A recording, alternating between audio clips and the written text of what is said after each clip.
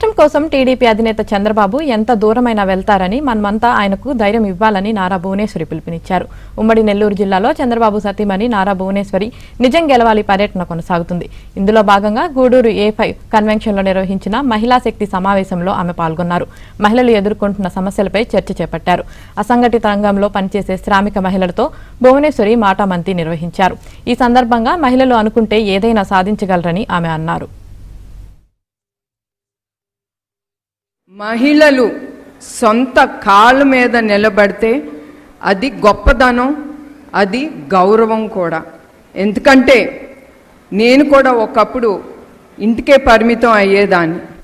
అట్లాంటిది ఇప్పుడు నేను ఒక సంస్థని ముందుకు తీసుకెళ్తున్నాను. అందుకే మహిళలు, ప్రతి మహిళకి నేను చెప్తున్నాను, ఇది నా వల్ల కాదు అనేది మీరు అనుకోబాకండి. ఏదైనా కూడా మన మహిళ అనుకుంటే సాధించగలం.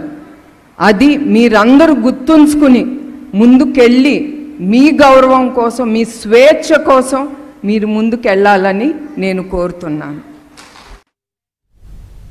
టీడీపీ హయాంలో పేద ప్రజల కోసం ఎన్నో సంక్షేమ పథకాలు తీసుకువచ్చారని భువనేశ్వరి తెలిపారు. చంద్రబాబు ఎప్పుడూ ప్రజల గురించి ఆలోచిస్తారని అన్నారు. టీడీపీ, జనసేన, బీజేపీ కూటమితో రాష్ట్రానికి మంచి జరుగుతుందని భువనేశ్వరి అన్నారు. చంద్రబాబు నాయుడు గారి గురించి నేనేమి మీకు ప్రత్యేకంగా చెప్పక్కర్లేదు.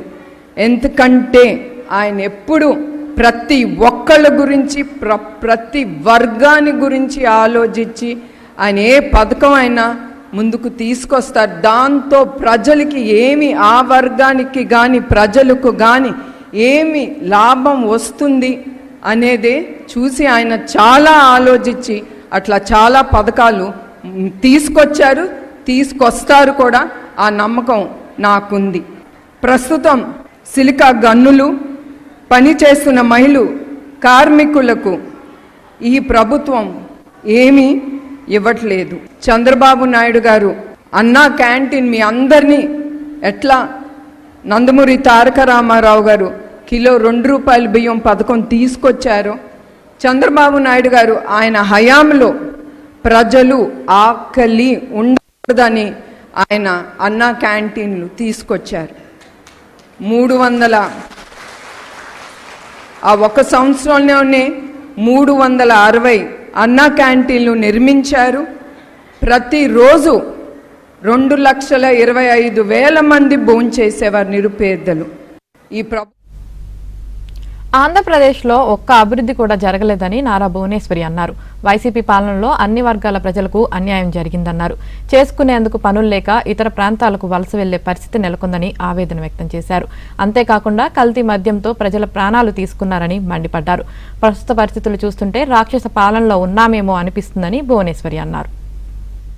ప్రభుత్వం ఈ కల్తీ మద్యం తీసుకొచ్చి తక్కువ ధరలకు పెట్టి వాళ్ళ పొట్టలు నింపుకోవటానికి మీ కుటుంబాన్ని సర్వనాశనం చేస్తుంది ఈ ప్రభుత్వం. అందుకే మీరందరూ చాలా జాగ్రత్తగా ఉండాలి ఈ కల్తీ మద్యం గురించి. ఎందుకంటే మీ ఒక్క ఆరోగ్యమే కాదు, మీ కుటుంబం కూడా మీరు సర్వనాశనం చేస్తున్నారని నేను చెప్పదలుచుకున్నాను. ఆంధ్ర రాష్ట్రంలో 77 లక్షల మంది రోజువారీ కార్మికులు ఉన్నారు.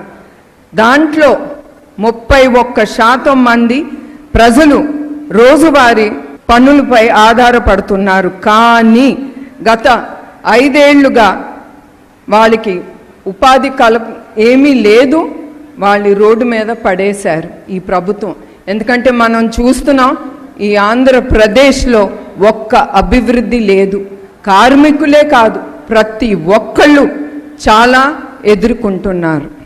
వైసీపీ ప్రభుత్వం వచ్చిన కొత్తలో ఇసుక పనులు ఆపేసి నిర్మాణ రంగానికి మరియు ఆధారపడే వారిని రోడ్డు మీదకి పడేశారు. అట్లానే నిర్మాణ రంగం 3 నెలలుగా పూర్తిగా మూతవేశారు. ఉపాధి అవకాశాలు లేకుండా ప్రతి కుటుంబంలో ప్రతి ఒక్కళ్ళు ఆంధ్రప్రదేశ్లో ఏమీ జరగనప్పుడు ఏం చేస్తారండి? చదువుకున్న వాళ్ళు, చదవని వాళ్ళు, కార్మికులు వాళ్ళ కుటుంబం గడవాలంటే వాళ్ళు కష్టపడాలి. ఇక్కడేమీ లేనప్పుడు పక్క రాష్ట్రాల్లోకి